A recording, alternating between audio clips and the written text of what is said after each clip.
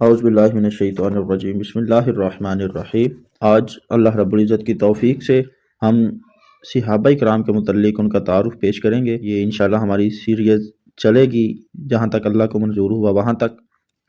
آج ہم ایک ایسی ہستی کا تعارف پیش کریں گے، وہ ہستی جنہیں نبی کریم صلی اللہ علیہ وآلہ وسلم نے میرا رفیق غار کہا، وہ چہرہ جس موت کے وقت نبی کریم صلی اللہ علیہ وآلہ وسلم نے اپنے پہلو میں جگہ دی، وہ زبان جس سے نکلی ہر بات نبی کریم صلی اللہ علیہ وآلہ وسلم کے دل میں اتر گئی۔ آئیے جانتے ہیں خلیفۃ الرسول الصدیقین حضرت ابو بکر صدیق رضی اللہ تعالی عنہ کی روشن سیرت کے متعلق۔ حضرت ابو بکر صدیق رضی اللہ تعالی عنہ کا اصل نام عبداللہ بن عثمان تھا۔ آپ کی کنیت ابو بکر ہے، لقب صدیق یعنی سچائی کی تصدیق کرنے والا، عتیق آپ کے دو لقب ہیں، صدیق اور عتیق۔ صدیق کا مطلب ہے سچائی کی تصدیق کرنے والا، اور عتیق کا مطلب ہے جہنم سے آزاد۔ آپ کے والد کا نام عثمان بن عامر جو ابو قحافہ کے نام سے مشہور تھے۔ آپ کی والدہ سلمہ بنت سخر جو ام الخیر کے نام سے مشہور تھی۔ نسب قبیلہ قریش میں بنو تیم۔ آپ کی پیدائش 573 عیسوی مکہ مکرمہ میں ہوئی۔ نبی کریم صلی اللہ علیہ وآلہ وسلم سے تقریباً آپ 2 سال چھوٹے تھے۔ آپ کا جو پیشہ تھا وہ تاجر تھا، نرم مزاج تھے، سخی تھے، آپ سچے دل کے مالک تھے۔ آپ نے عظیم کارنامہ جو سر انجام دیا، اسلام کو قبول کیا۔ آپ سب سے پہلے آزاد مردوں میں سے اسلام قبول کرنے والے پہلے شخص ہیں۔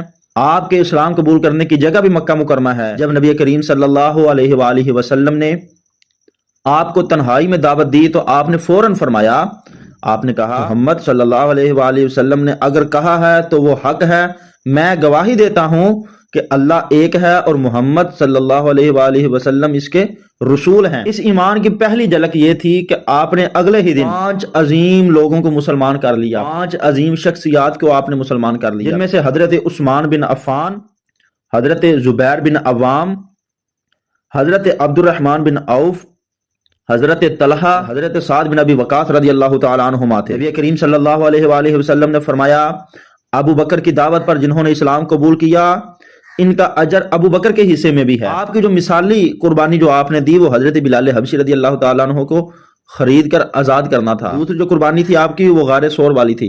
حضرت بلال حبشی رضی اللہ تعالیٰ عنہ کو جب امیہ بن خلف برہنہ کر کے صحرا میں کھینچتا، دھکتے پتھروں پر رکھتا اور کہتا لات و عزا کو پکارو، حضرت بلال حبشی صرف کہتے احد احد، وہ ایک ہے، وہ ایک ہے، اللہ کی تعریف بیان کرتے۔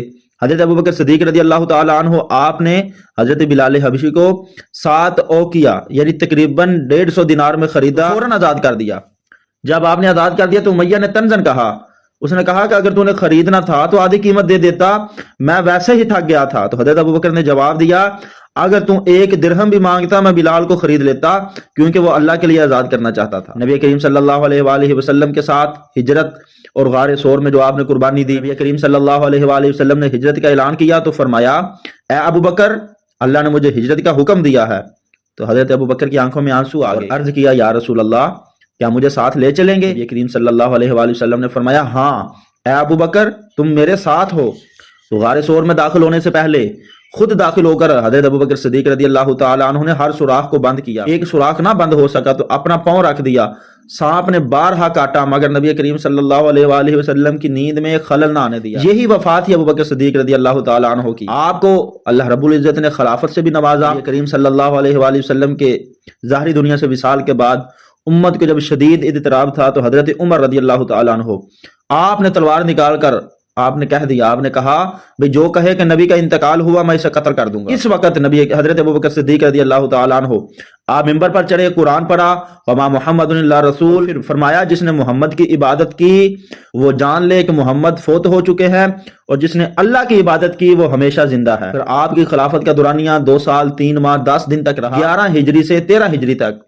اسی دوران آپ نے جو اہم کام کیے وہ ارتداد یعنی مرتدوں کے فتنوں کا آپ نے کلا کما کیا، زکوٰۃ نہ دینے والوں سے آپ نے جہاد کیا، حضرت اسامہ کا لشکر آپ نے روانہ کیا۔ قرآن کو جمع کرنے کا آغاز بھی حضرت ابو بکر صدیق رضی اللہ تعالیٰ عنہ نے حضرت زید بن ثابت رضی اللہ تعالیٰ عنہ کی نگرانی میں شروع کیا۔ آپ کی بیویاں 4 بیویاں تھیں۔ آپ کی پہلی بیوی کا نام قتیلہ بنت عبد العزیٰ ام رومان، تیسری اسماء بنت قیس، چوتھی ہبہ بنت خارجہ۔ اولاد آپ کے 2 بیٹے تھے، حضرت عبد الرحمن اور حضرت محمد۔ بیٹیاں 3 تھیں، حضرت عائشہ جو نبی کریم صلی اللہ علیہ وآلہ وسلم کے نکاح میں تھی، حضرت اسماء، حضرت ام کلثوم رضی اللہ تعالی عنہما۔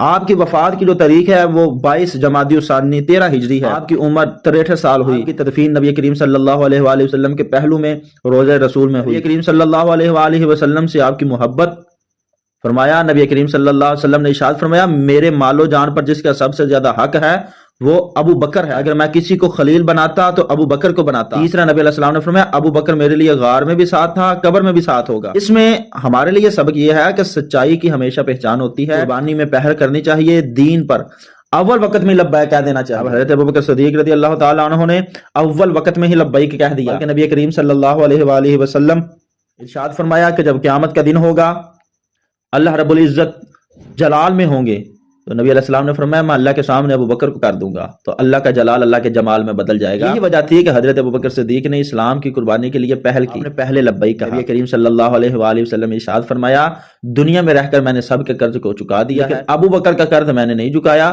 ابو بکر کا قرض قیامت کے دن اللہ ہی چکائے گا۔ تو یہ حضرت ابوبکر صدیق رضی اللہ تعالیٰ عنہ کی دوستی بھی تھی، دوستی بھی ہو تو اسی طرح کی ہو۔ نبی کریم صلی اللہ علیہ وسلم کے ساتھ اس وقت رشتہ داری تو نہیں تھی، لیکن آپ بچپن کے دوست تھے نبی علیہ السلام کے، اپنے دوستی کے اوپر اپنی جان کو بھی لٹانا مناسب سمجھا۔ جب قیادت ملی تو پھر آپ نے قیادت بھی بے مثال کی، قیادت میں ثابت قدمی دکھائی، آپ مال، وقت، اولاد سب کچھ اللہ کے لیے آپ نے وقف کر دیا۔ ہمارے لیے یہ ہے کہ وہ ابو بکر تھے جنہوں نے تنہائی میں نبی علیہ السلام کا ساتھ دیا، دن میں بھی ساتھ دیا، رات میں بھی ساتھ دیا، جنگ میں بھی ساتھ دیا، غار میں بھی، قبر میں بھی۔ اگر ہم ان کی زندگی پڑھیں تو ہمیں ان کی زندگی سے وفا بھی ملتی ہے، ہمیں ان کی زندگی سے صداقت بھی ملتی ہے، ہمیں ان کی زندگی سے قیادت بھی ملتی ہے، قربانی بھی ملتی ہے، ہر چیز کا مکمل نصاب ملتا ہے ہمیں حضرت ابوبکر صدیق رضی اللہ تعالیٰ عنہ کی زندگی سے۔ انشاءاللہ اسی طرح ہم کچھ نہ کچھ ہر صحابی کے متعلق اس کا تعارف، ان کے نام و نسب کی ڈیٹیل ہم کوشش کریں گے کہ ہم لوگوں تک پہنچائیں، ان کی قربانیاں جو ہیں وہ لوگوں تک پہنچائیں۔ اگر آپ چاہتے ہیں کہ اسی طرح کی چیزیں آپ کو ملتی رہیں